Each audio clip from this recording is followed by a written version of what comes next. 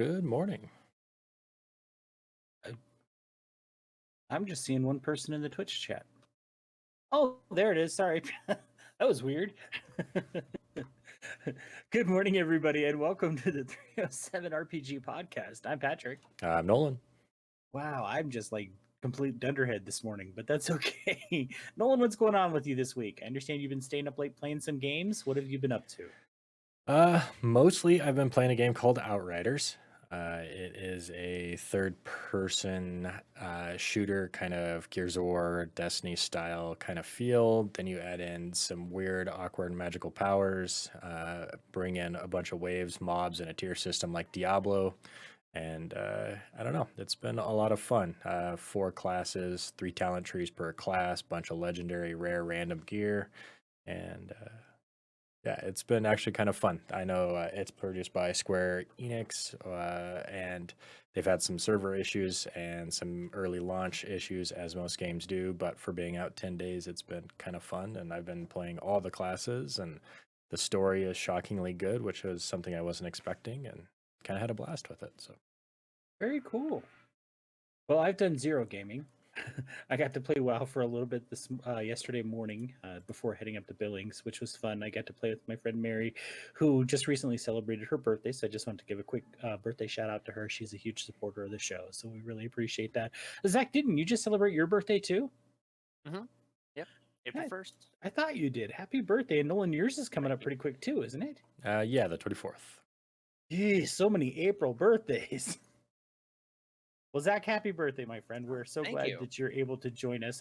Yeah, so obviously our Good to be special here. guest today is our friend Zach.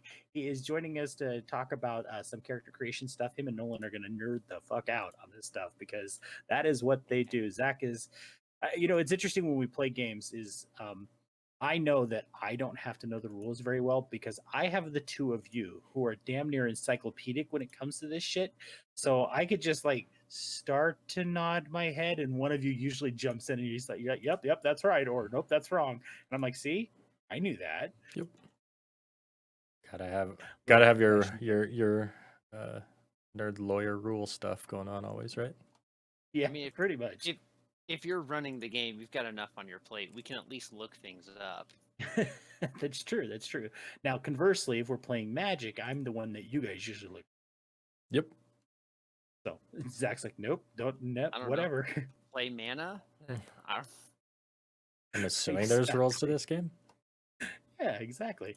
All right, so we do have some news stuff that we want to take a look at before we do jump into the topic of the night, but there's not a lot of news. It's just, we say this often, but it's just one of those time periods where there's just not a lot going on. So let's jump down to Dungeons and Dragons first. No real news for D&D itself. Obviously, we're getting ready for the release of Von Richten's Guide to Ravenloft. That cool, I'm pretty sure that's Esmeralda on the cover of that alternate art. I do have a copy of that on reserve down at Puzzles, so Halen will let me know as soon as it comes in. So I'll go pick that up. Nolan, is that something you're going to pick up on D&D Beyond? Yeah, usually I will skip stuff if it doesn't have a lot relevant to what we do, but I have a feeling we'll probably play in this one more likely than we will like Eberron or Zendikar or something like that. So it does have a couple of subclasses, which is nice. It does have some new lineages. And so when there's stuff for players, I usually try and add it so that way when we share content, people can make what they want. Right. Zach, have you had a chance to look at this book at all? only the news. Only like the broad overview of what it's going to add. I do think the Gothic lineages that they previewed in the UA look pretty cool. So I think it's going to Yeah. be a neat book. Like I said, I've already got it on pre-order. I'll be picking that up as soon as it comes in. So it'll be cool. Other D&D related news, if you will, is the release of the Magic the Gathering set Adventures in the Forgotten Realms. Now this set is scheduled to come out July 16th. Typically, this is the time that we see the Magic core set comes out, which kind of resets the blocks, if you will, and get it so where, core sets tend to have a lot more common card. What's the word I'm looking for here? Yeah, just kind of your base. Yeah, it's the base cards. You'll see a lot of repetition in core set. Sometimes they'll mix in some stuff that they feel like needs to be in core sets, but this one is going to replace M22. I think it's going to be. So we will see this one in July 20 or in July on Jesus Christ, what the fuck? I cannot talk today. We will see this one released July 16th. Like I said, this does replace the core set. As it stands right now, we know that there's going to be collector boosters instead of your normal draft packs. Normal draft packs have 15 cards. It also sounds like there might be some commander decks tied with this set, which was kind of surprising, but it made me wonder what commanders could you guys see come out of D&D? I think it just depends on what level of balancing power, right? I think is going to be the interesting Sure. thing just to make it there. But I think there's plenty of opportunities there. I mean, like anybody that runs anything is going to have a shot. Jarlaxle very easily could be a commander, and any of It's gonna his be it's gonna be Jarlaxle. I mean, yeah, I was You gonna think say so? any of his stuff is gonna be put a +1/+1 drow with lifelink on the field, and all of a sudden we got Sauron, out there. So that's kind of where I see them kind of running that thing. Anybody that controls people, I could see the Beholder running, running the Xantherum. Oh, the Xanathar? Yeah, Yeah. Xanathar. So I think some of that stuff there, and then also who is depending on time period, right? If they go whole scope of things, Abdul Mini Arrows or whatever his name is, you could have an orc type group as well. Bruner could lead the dwarves. So I think, Whackstaff. That would be a good. yeah, Yeah. and then you start Mini getting into Arrows the would be crazy cool. realm of power, right? Are those guys going to be, I would compare, Blackstaff, Elminster almost to the lines of like Nicobolus, right? So is he going to be like a legendary, type planeswalker? Like only one of these guys is going to show up. Do they actually really lead people from a commander standpoint, or do they just manipulate? So I think there's a lot of big heroes that you could throw at it, whether they decide to go for it and try and make it make sense, or they're just going to throw out names to throw out names. It'll be hard to see, but. It'd be So cool to see someone from like deep lore. Give me I don't play Magic, but give me Zaz Tam or Yeah, depending on the timeline and stuff like that, there's some good people that you could experience and even open up more of the world versus just hitting the people yeah, from the books. give me a god or right. two. Give me Ball. Oh, that or Asmodan? Time Yeah. of trouble type stuff. And Yeah. Give me, Helm when he was like messing things up. Stuff Yeah, like that. But it's that gonna could be be pretty cool. Jarlaxle because Wizard seems to think he is much cooler than he really is. Oh, stop it. Jarlaxle's awesome. And I do think you're right. And honestly, if they did Jarlaxle, I absolutely see it being a blue black deck. yeah, I, yeah, I don't know. It'll be interesting to see what it is. It'll be a nice finally get to see. That way we can kind of anticipate what they're going to do in the future. Again, is it going to be something fun, lore, nerdy that we're really going to enjoy, or is it just going to be faces on cards to sell cards, right? So Right. that'll be Right. that. And that's a Wait and good see. that's a good point. Zach, I know you're not much of a Magic player. Every once in a while you'll play when I throw you a I've, deck and say, "Here, you're I've playing." only played with you. Yeah, I know. But with this being based on Dungeons and Dragons, does this pique your interest at all? In an academic sense, I don't actually want to play, but I am interested in seeing how the cards like work and how they try and fit characters that aren't from like the Magic lore and then trying to turn them into Magic cards. I think that would be interesting. You know? Like, are they gonna like have Minsk and Boo? Right. I think they're gonna have an easier time doing the D&D setting than they will the Warhammer 40K setting, Yeah. because we will be getting commander decks based on Warhammer 40K. And That yeah, that must be exactly. just yeah. I mean, I think since 40K has a lot more characters that you're supposed to play with, whereas like the Forgotten Realms has a bunch of characters that the DM plays as. Like, there's a lot more named characters in 40K.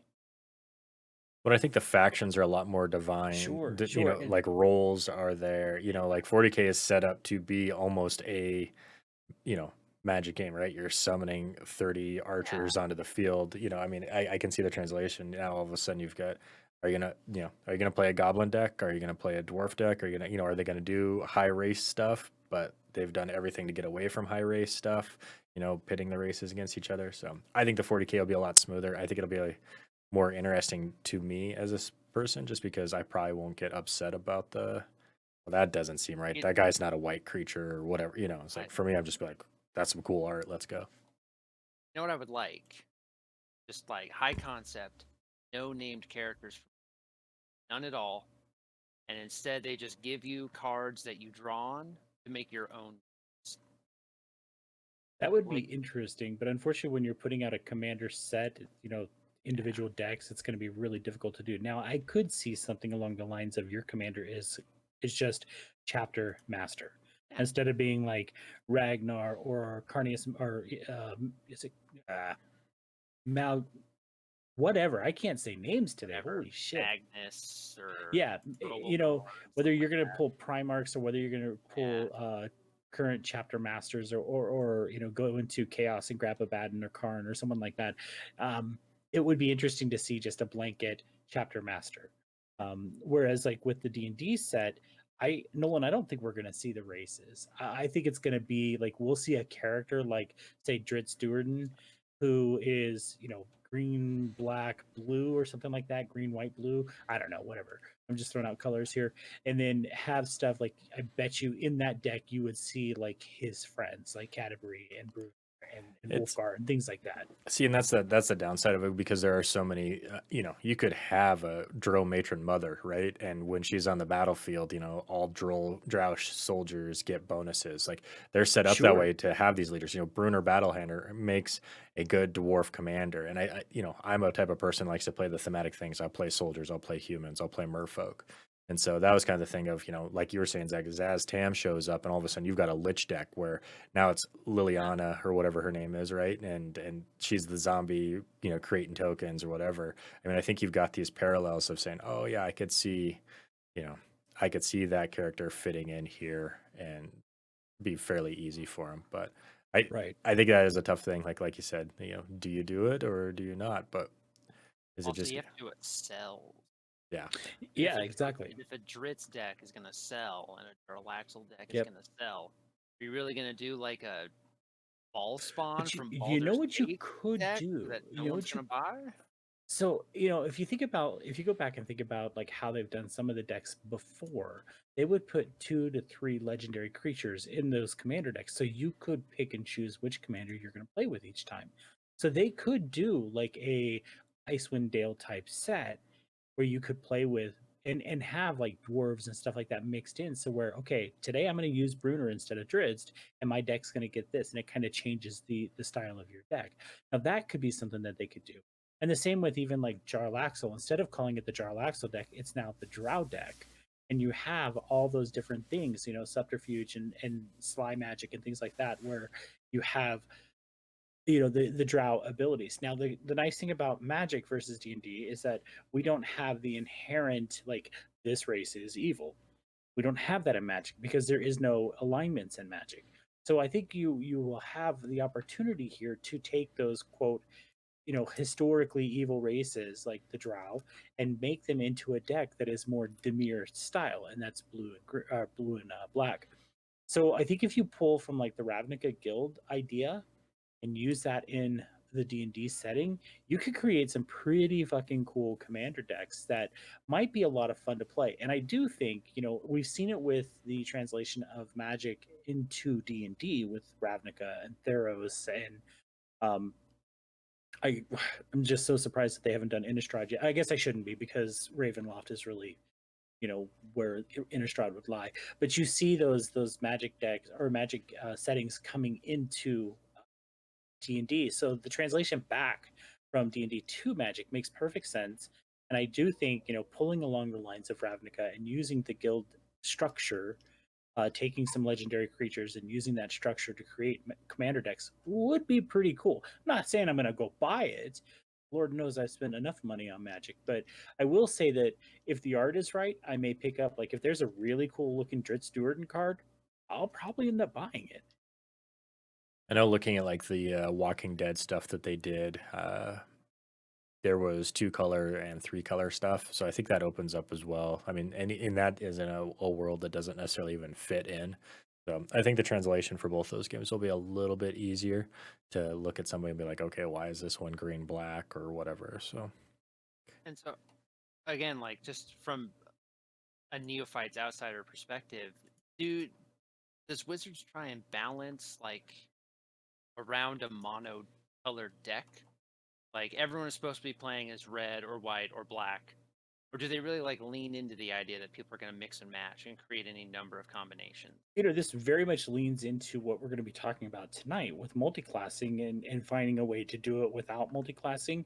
I believe that's what we're talking about, right, Nolan? Yeah, kind of. So it very much leans into that. Yes, you can play monocolor commander decks, but remember your deck is 100 cards and it's only single copies of each card. So by adding extra colors into the deck, it really allows you to branch off. Typically, now we have seen those monocolored decks, but most commander decks are multiple colors. So being able, and that's why I keep saying like Jarl Axel's going. I would. There's just no way I could not see him be blue black. Okay. He's not going to be straight blue. He's not going to be straight black. He is a mixture of those two colors. He really is a great example of that. And if you don't agree with me, please tell me because I think you're wrong. But that's just how I think. But yeah, no, Wizards knows that when it comes to Magic the Gathering, people are going to mix the colors. You almost have to. Rarely do you see in any even competitive Magic. Rarely do we see a deck that is monocolored. Nolan, correct me if I'm wrong here. It depends, and I think some of it too for this kind of stuff. If you make 5 monocolor decks, that's a minimum of 500 cards, right? That you have to do. So if you have black white and then like a white red, you can sneak in 10 white cards between the two, and you don't have to put in as much work. So I think there's a cost saving measure as well. Sure, and if your red white deck, so to speak, is Elminster, why wouldn't you throw Fireball in? Right? Fireball is a classic Magic card. It's a classic D&D spell. It makes perfect sense to mix the two in. So if you're running something like Elminster, who we know can cast a fucking Fireball, why wouldn't you go ahead and just drop the Fireball card in? You're saving yourself money. You don't need to hire a new artist for it. And well, people like casting Fireball both in D&D and in Magic. That makes sense. So Yeah, I just anyway, didn't know if it was something where it's like Wizards is like, you can do this, but really you're supposed to just have a red deck. But that yeah, makes sense. If you only got 100 cards, you can't fit, I think it just opens up, 5 giving each yourself or options. something. Yeah. yeah. So that makes sense. Yep. So that is really all I saw for Wizards of the Coast / D&D. Did you guys see anything else that I'm missing? Were there any new like figure releases, like the goddamn Tiamat model coming out? Zach, did you hear about the Tiamat model? Yeah, I've actually Holy seen cow! it. 28-inch wingspan. It's Yeah. larger than it is wider than the table I am sitting at. That's awesome. If I were to sit it down, it would extend out a little bit farther. Oh my goodness, that's hilarious. All right, so let's jump over to Onyx Path. The Kickstarter for Trinity Continuum Adventure exclamation point there is doing very well. The initial ask was 35,000 and they're sitting just over $85,000 on that. There is still 11 days to back this one, so if it's something you're interested in, be sure to check it out. My understanding is the Trinity Continuum Adventure is very pulpy. A lot of like think pulp adventures. That's kind of where they went with this. I'm not a Trinity Continuum player. Zach, have you ever looked at Trinity Continuum? No, I'm not familiar. Yeah, it's a classic Onyx Path / White Wolf game. I know it's very popular. It's just not something I ever got into, and I know Nolan hasn't gotten into it because him and I've talked about it before. Is it World of Darkness? It is not. It is Okay. outside the World of Darkness. It's in the story path system, if I remember correctly. Okay. Onyx Path did announce the backer kit for M20 Victorian Age Mage launched this past Wednesday. So if you did miss that Kickstarter, you can still pre-order that book. I don't know how the backer kits work. I don't know if you still get the stretch goals and stuff that were unlocked. I don't believe you do. Otherwise, why would you back the Kickstarter, right? However, if you do want to pre-order the book, you can still get it at the Kickstarter price by going to the backer kit. And I could be way wrong on the stretch goals. It could be that you could log in there, back it, and like, hey, look, you get the stretch goals too. Congratulations. But I have no idea. It's case by case basis. It could be. As for the Scion TV show that we talked about last week, there isn't really any news on that. Rich Thomas did say that it sounds like the company is getting the pitch together to start shopping it around to see which network might want to pick that up. I actually am really hopeful that this one comes to fruition and that we actually get to see a show on this. I think it could be a lot of fun. Zach, I'm curious, have you ever heard of Scion? I've heard of it. I'm not really familiar with the mechanics. Yeah, it's another one of those story path systems. Oh, that was something I saw this week. Onyx Path released a story path primer. It sounds like it's just a kind of a primer on understanding how the story path system works. Now, I gotta say, I like the idea, and this is one of the things that I loved about classic World of Darkness when it first came out, was that if you picked up werewolf or mage or vampire, you were using the same rule system. It wasn't, Yeah. it wasn't different. So with a lot of Onyx Path stuff, they use the story path system. So Dystopia Rising, Scion, Trinity, any of the Chronicles of Darkness games, they came from Beneath the Sea. All those games are using the story path system. So if you have an idea or an understanding of how to play it, and Nolan, you and I talk about this quite a bit about, hey, look, here's this new setting, but it's using 5e rules. So we already know the rules. Now we can explore the setting. So I really like that they're putting out a primer to understand how to use the story path system. And I think it just makes it easier to jump in and try out those new games. What are your thoughts, Nolan? I totally agree. I mean, there's a lot of games that you probably wouldn't give the time if you didn't know how to play it, and there's a lot of games that we avoid from a standpoint of I don't, trying to get everybody at the table on board to learn a new system. I think Pathfinder is probably the biggest example of it. I know they got some Yeah. pretty amazing stories out there, and they produce quite a bit of content. But the level of not necessarily detail, but the level of paperwork that goes into each character seems pretty aggressive. And trying to pick that up, and then trying to step back into 5e for some games, and back to I just ain't nobody got time for that. It's also it's harder with like Dungeons and Dragons, like it's exception based rules where every single instance is a rule in and of itself. Like Fireball and Lightning Bolt don't work the same, even if they deal damage from their third level spells. They're each their own rule. But in World of Darkness or things of that sort, everything follows the same mechanics. Roll the number of dice, see how many successes you have. And some Yep. things just work, but then it's the other, another player or another NPC who rolls, and they all roll, and all the rules work exactly the same, and that makes it much easier to get into another version. It really does, and I'm actually I the story path system. I've talked to a few people from Onyx Path where they've explained the story path system a little bit to me, and it really is a fascinating system. I like the idea of succeeding at a cost. You rolled the dice, you failed, but you can go ahead and try to succeed at a cost, and or you rolled the dice, you didn't get as many successes you want, you still succeeded, but there's a consequence for that succession. And to me, it really adds a bit of realism, if you will, to your game. Like you're sneaking through the air vents, and yes, you were able to, you know, drop into that office the way you wanted to. But guess what? The air vent actually broke, and now the whole vent is lying in the floor of the office. Yes, you're in there, but you just alerted the guards that you're there too. So I think there's some ways to add some cool realism by using that system. And like you both said, it's nice to see a system that I can take and grab 6 different games and play and know how it works. Yeah, you can just focus on the game and not the details. Yep, and I like that. I like that a lot. That's all. Oh, I guess backers of Cults of the Blood Gods. Yeah, you should have gotten an email letting you know that basically last chance to lock in your address because the book is getting ready to ship. It sounds like it is at the Kickstarter Fulfillment Center, so that book should be coming out very, very soon. I'd imagine the next couple of weeks. So if you back Cults of the Blood Gods, get ready to get your hands on that book.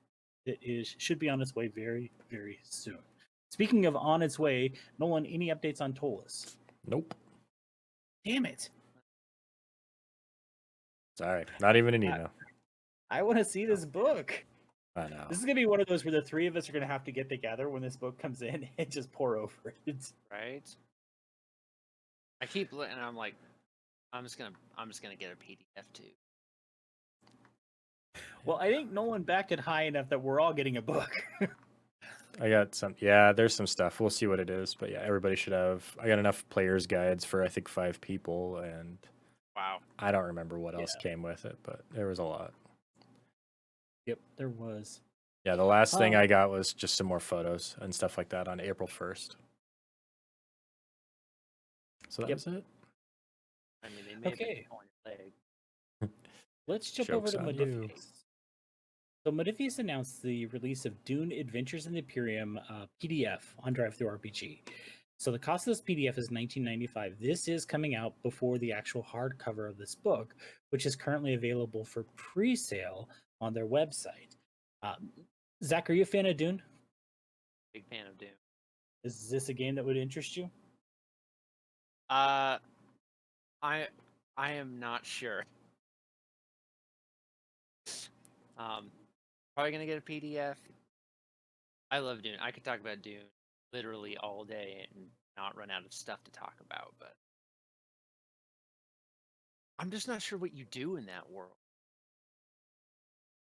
Yeah, That's fair. I feel like it's kind of along the lines of like, is it going to be like Vampire, where it's like less combat and more just political one-uppance of snobby high society? Like, or what are we going to do? Because I know, like, reading through it and stuff like that, like, I'll go and I'll read a paragraph and then I'll go back and reread a paragraph. And I'm like, I think he's talking smack, but he's doing it very nicely. And I'm trying to figure out if you're supposed to be insulted or not. Should Yeah, I be mad or no? wheels within wheels. I mean, what I don't know, what class do you I pick? have no Is idea. it Well, I class, guess you could go pick up the PDF and find out. right? I probably will, but I'm just not sure what you do in that world. Is it like Sell spice? you sell spice? Yeah, I Is it have like, no clue. you Fight know? sandworms? It Yeah, says in the thing, the Dune Adventures is an Imperium role playing game that takes you into a far future where fear is the mind killer. So be sure to keep your wits about you. The Imperium is a place of deadly duels, feudal politics, and mysterious abilities in a universe where a blade can change the fortune of millions. Build your house, carve your place in the universe, or rebuild an ancient lineage and fight for the Imperial throne. I mean that sounds very much up my alley. I would like a game where it's about feudal politics in space. That is my jam. It would be I'm just interesting. just wondering if at one point the DM comes forward and is just like, "Here, you drink this, and now you have to play as your ancestor." Could be.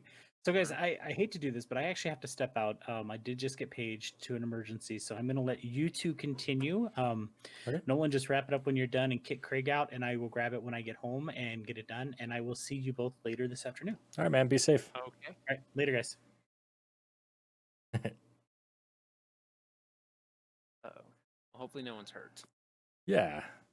So for those of you that don't know, Patrick is on the volunteer fire department, has moved his way up several ranks and is in a position now where he gets to kind of not say no to stuff and goes and when he has to go. So, um, Yeah. yeah, as far as the Dune thing goes, I've got people that either love it or hate it. I'm super excited for the movie coming out.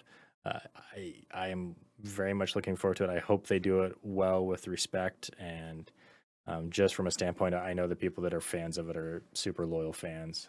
I've got a buddy that plays D&D with, or not D&D, played WoW with me, and eventually got into a long conversation of why his paladin's name was Thufir Hawat. So it's like, that's the weirdest name ever. And he goes, "Oh, you don't know?" And so he gave me the Okay. book. Let's see here. As far as other news of the week, looks like Patrick had some notes on Chaosium, a new release for A Call of Cthulhu this week.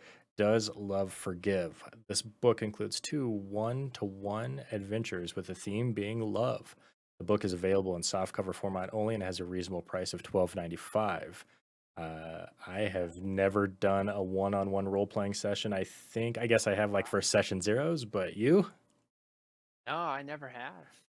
We've talked about it a few times on here, and having a backstory versus playing a backstory, I think Yeah. it is so much better because we all internalize it of like, oh, and then I did this, and then this happened to me, and so I would like to get more into them, especially for like session zeros, where you kind of like, okay, well, you were the last survivor of this war. Yeah, that was Yeah. me. That's what I did. How did you survive? Let's go. And so then it's internalized and you make it your own. So. I mean, we've all had to step aside, go with you or go with Patrick into another room and just be like, well, here is what's happening. You know, no one else out there knows. Here's what's going on. I imagine it would just be that, but for 4 hours. Yeah. I, So I think, which sounds fun. yeah, I'm Like, good with it. Not all heroes need 5 people venturing into Mordor. Sometimes you got to split off and take the farthest step from home you've ever taken. So. yeah, every time.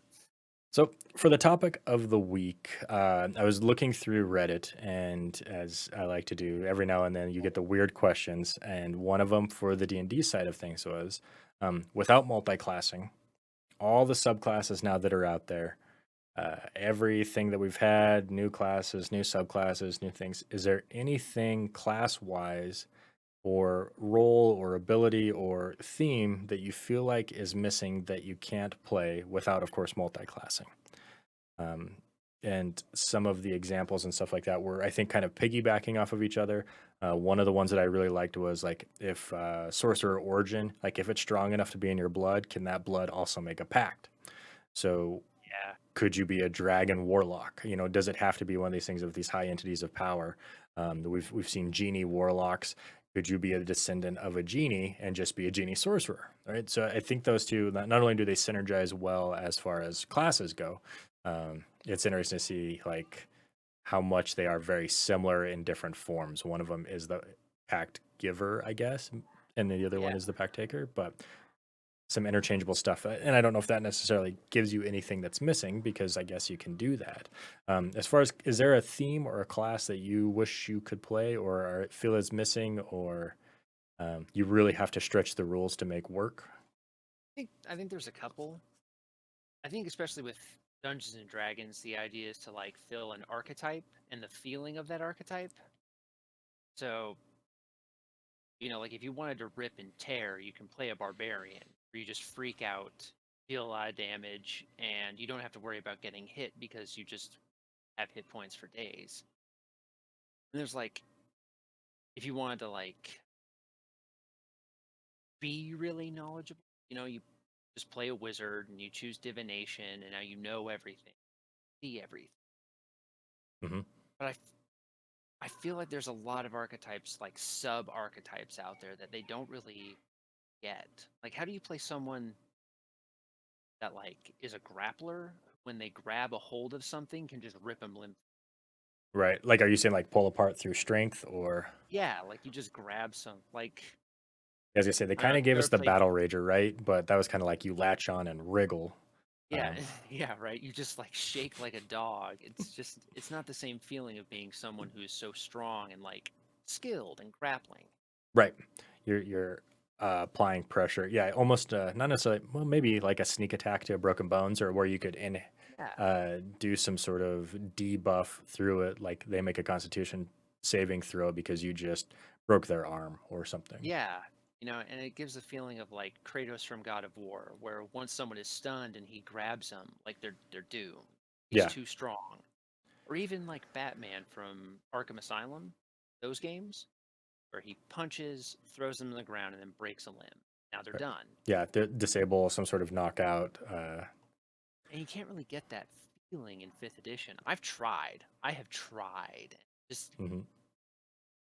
it's hard, and I think it's hard because I think the feeling that would give is like an overwhelming sense of strength. Right. Like I've got a hold of you. I imagine it's what a lot of people feel when like a Division 1 wrestler grabs you, What I or think if The Rock grabbed you. It's like you're done. You're this big screwed. dude has got you. You ain't going nowhere. Yeah, like you can't move. You can't. And there might be a way of doing that too. Of we've dealt with the issues of knocking people out unconscious and stuff like that, Yeah, a finishing thing. And maybe that's one of those things of you steal the critical role type thing of how do you want to do this? Like, all right, I've got him in a chokehold or whatever. yeah, I suffocate him until he passes out, or as he punches me or whatever, I grab his arm, break his arm, and he passes out from the pain or whatever. Like we'll deal with his broken yeah, arm later, but he's done. He's subdued.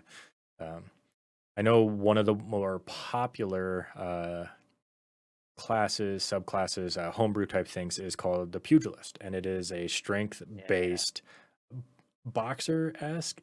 We look at Monk and they're very finesse, and I know you can go strength or dex, but you really kind of limit yourself. Barbarian yeah, doesn't get a fighting style. So yeah, you can't go unarmed with it. I suppose again as a human or whatever. I know they added Path of the Beast. That's a little more violent. Yeah. if you want to play Mike Tyson, right? I mean, that's just gonna 2 Yeah, punches you're and not. you're knocking somebody out. Yeah, I think it's hard. And I mean, for people who were like interested in something like that, you can just go to your DM and be like, I want to play Barbarian, but can I use the Monk unarmed able? Like, I'm still limiting myself to 1d4 hit until I'm level 5. Like, Yeah, I your can't DM see a says DM. no. You're like, all right, I'll pick up a great axe and do 1d12. I'm sorry. Like, Yeah, like, oops, okay. Like, I'll use an axe now, and it's 1d8, and I'm still grabbing people and hitting them with like. I can't see a DM complaining if you were going to limit yourself that way. yeah, You're still not really for flavor, fulfilling the brief. right? It doesn't give you the again, you've got an 18 strength and you're punching for 1d4. It's the same as the dex monk. You're doing the same damage. Like there needs to be like an overclock or something like that. I don't know. Like Yeah, maybe it's just give strength some love in general. Give us compound bows or something where you need a strength to pull it back or something. yeah. I mean, that was gonna be my other one of like a strength-based range character. I know that kind of just dabbling through like some of the Scarred Land stuff and having some of that. I know there was a Barbarian Archer, and while raging, you ignored like you weren't focused, like you weren't flinching by things being in melee range with you. There was no disadvantage on your attacks, and Yeah, like that's cool stuff. I also was looking at. Okay, so we have like Arcane Tricksters, we have Eldritch Knights, which are subclasses of uh, a wizard-ish, right? Is there a Yeah, path for that in a cleric side or a druid side, or do we just call that the paladin and ranger and move on? I think that was the intention. Okay. You know, call it call it good. I always go back to that kind of stuff because I think one of the it was I think it was like Book of Heavenly Deeds they came out with in 3.5. One of them was like the Sacred of Azrael or something like that, and it was you had to have so much rogue, you had to have so much cleric, and you multi-classed into this holy assassin. Like even the church needs bad guys to disappear, and so I Yeah, always look at that like I don't know. I think that would be a fun take on if we could pull in a divine style thing. But again, like you said, we'll just play Paladin. Well, Paladin is really, I mean, maybe I don't care about charisma or plate mail. Like I want, you know, yeah. Like I agree. I think that there would be. I know the Critical Role Matt Mercer Blood Hunter as a um like a 1/3 Warlock caster hmm subclass. I think it would have been nice to see some more of that. Like get weird with it. yeah, pull some Give of the the pure classes, or casters at least. I could see it and with the Bard as well. yeah, And maybe that's what the Arcane Trickster was supposed to be, like illusions, but being the only class that gives inspiration, I would like to see maybe a combat focus, and that's a lot for me just playing this Glory Paladin. It gets an inspired smite, so it does something after yeah, an ability. I could see that with a fighter. After you use a maneuver or whatever, you inspire allies around you or yourself. If you're egotistical enough, it'd be like, "Do you see that hit? God, I'm cool." yeah. I'm the best. Anything else you feel missing? I mean, and do you think we've got it all? Is there a gaping hole of you're saying, if they ever add this class or Yeah, I feel like between the 12, like the whole 12 classes that they've given you, and then you can add Blood Hunter, and you can add all the other numbers, like the things that people come up with to fill these gaps. Like, I don't think there's an archetype out there that you can't play. But do you think there's like a play style that none of the classes really fill? um, I think if I look at it from a standpoint of for me, a lot of stuff gets compared to like MMOs, right? So, Hmm. the I think there's opportunity for having lockdown characters. I think we can have tanks without having a taunt. You really have to get invested with some feats with like polearm and sentinel and not letting stuff get past you. I would Yeah, like to see maybe not necessarily preventative damage because you kind of get that with the bar, but like a bubble, a shield, a temporary hit point style focused healer. Where it is like I'm not going to heal the wounds, but I can put these layers of protection on you that get absorbed first. I know we have a couple of spells that dabble with it, but I never feel like I gave you 5 temporary hit points with aid to 3 people is fine, but that's, half a hit in most cases. I would like to see that Yeah. whenever you cast this shield or this blessing or whatever it is, you could really amp it up to you're putting these wards out on people to protect them. And I don't know if that's a druid thing. I don't know if that's a cleric thing or a bard thing, like, or even a wizard healer that A way, or. warrior, a fighter thing. Mhm. It would be that's probably the only thing that I could see. I mean, again, I think you can do a lot of builds. I think balancing them is not necessarily what you look at when you're trying to play some of those roles, but I like temporary hit points. I think that's pretty cool. I think the inspiring leader. Again, it's maybe a hit, and I suppose in DnD5e when things last maybe 4 rounds, taking a round off from a bad guy chewing through temporary hit points is probably a good thing. But I would Yeah, like to see I'd like to see somebody focus on it, whether it's like the abjuration wizard, right, or something like that. Take that to 11. Let there just be a class. Maybe that's where the psionics go. Maybe that's how yeah. they heal or something. But that's my only missing thing, I think, is Yeah. temporary hit points. I know that like for wargaming, there's a lot of rules where like in 40K, there'll be certain like units, and if someone is trying to shoot past them, they have to target that unit. Okay.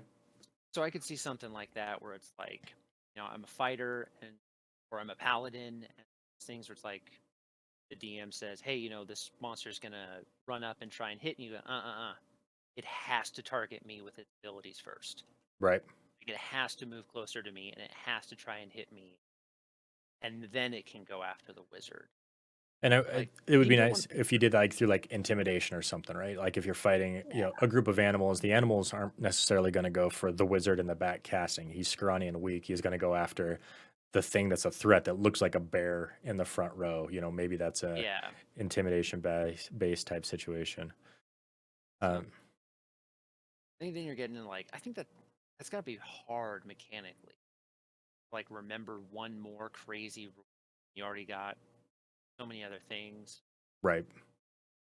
I think fifth edition is someone who is like very good at manipulating.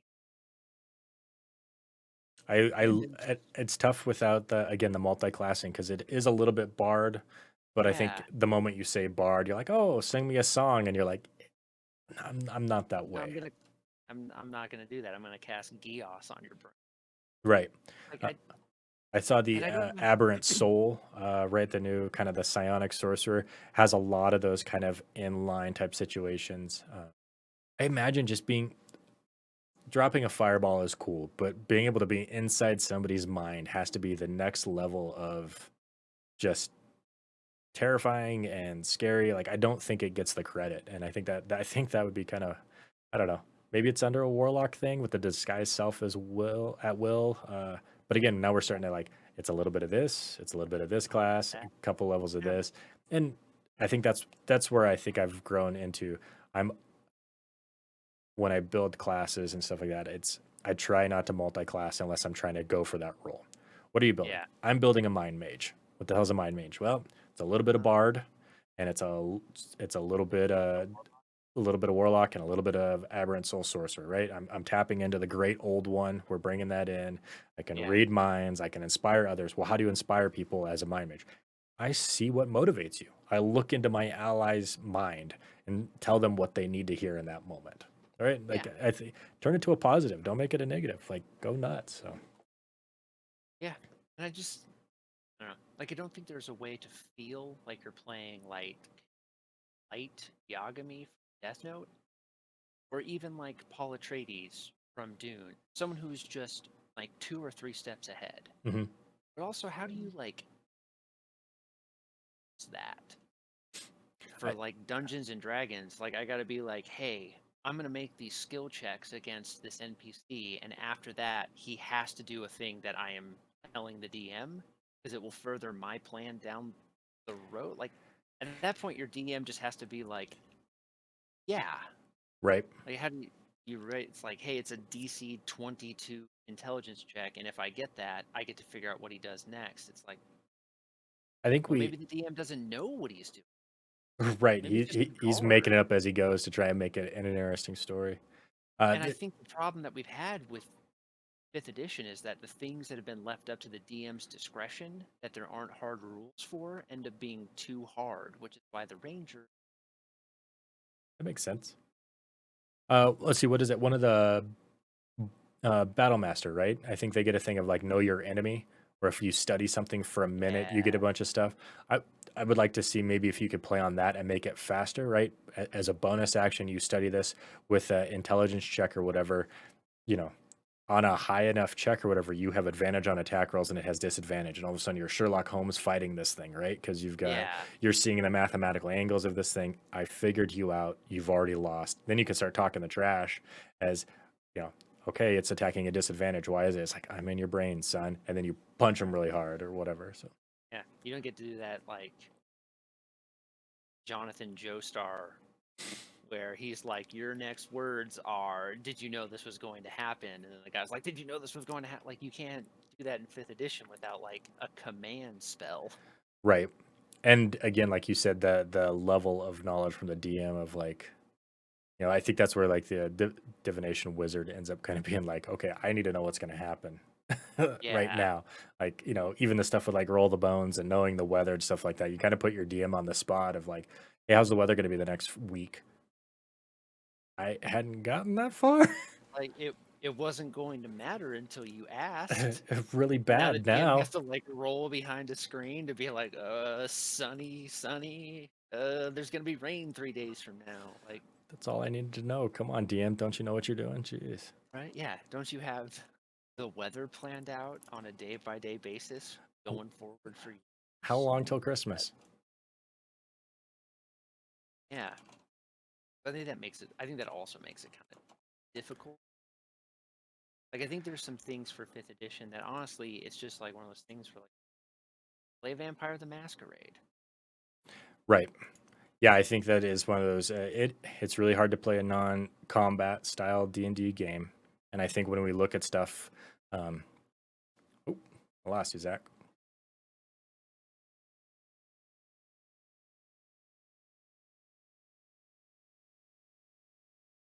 Cut out. I cut out. You cut out. There we go. Welcome back. I'm sorry. I'm back. You're good. That does kind of make. Okay, so we've got some storm stuff. Is there a weather wizard out there that needs to happen, or is that just a druid? Can you do that as a Yeah. druid? I don't think control weather spell. I don't know. I guess, yeah, you can kind of free stuff up a little bit, but I don't know about harnessing. I guess there's call lightning. Again, being a weather wizard sounds really cool until you're 4 levels deep in a dungeon and there is no weather. Right.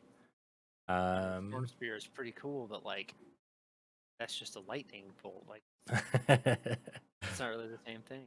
where did you get that from?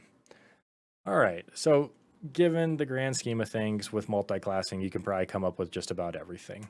To make some of the stuff easier, um, maybe it's just through feats, right? If you got one of those things, let everybody be a variant human. Start with a feat at first level to get Sentinel online, so you're a better tank. So you can take fighting style unarmed, so you could be the brawler. Yeah. I think feats kind of fill in those gaps. Never get enough feats, and maybe that's why I think about Pathfinder a lot, just because that's all that game is. Sometimes it seems like is feats. Um, I mean, second edition Pathfinder is literally just feat. Everything is called a feat. right? Yeah, you just what do you do this? Oh, well, you gain a feat. Oh, okay. You mean a skill feat, and you get a class feat. All right. Yeah. I I don't know. I think there's not enough time, not enough games to play all the crazy ideas that come through. I don't know. I'll have to start cruising some homebrew sections too, and just kind of see. D&D Beyond makes it so much easier just to have classes that are already in. I don't yeah. know if I could fill out a character sheet with pen and paper anymore. So Yeah, I had an Adobe Acrobat script that helped that someone posted online. More purple, more better. I used that for years, and nice. now D&D Beyond is kind of like made it much easier. Yeah, even adding I dice guess rolling and I guess that was the intent. well, and You you know, can only pack so many times your books away and unpack your books away, and so it I mean, is nice. I've gone through 3 players' handbooks. Jeez. of just like, well, I'm on my third. Like one got wet, and then the next one got torn in half just because I dropped it wrong, and I was like, sure is nice having an like an electronic version that I can pull up on my phone. Yeah, absolutely. It's and it sounds like they're doing some stuff to make that better as well. So you don't need two apps anymore. Everything's going to get combined to one. So that'll be nice. All right, Zach. Well, I think we could probably ramble on and on, but I don't have any more topics or any more news. I think we are maybe playing D&D today, But we'll find out. give or take if Patrick makes it back. If Patrick doesn't, have to stop another grass fire. Yeah, it's that time of year. Yep. Windy and just hot enough. All right. Well, everybody, thank you so much for listening. We will, I don't know what we're talking about next week, but hopefully there'll be some news. Hopefully we'll get some Tola stuff coming out. Yeah, I think that's kind of all I got. Thanks, everybody. All right. Thanks for having me on. Much love, everyone. Yeah, thanks, Zach. We appreciate it. Till next week. Thanks, everybody. Have a good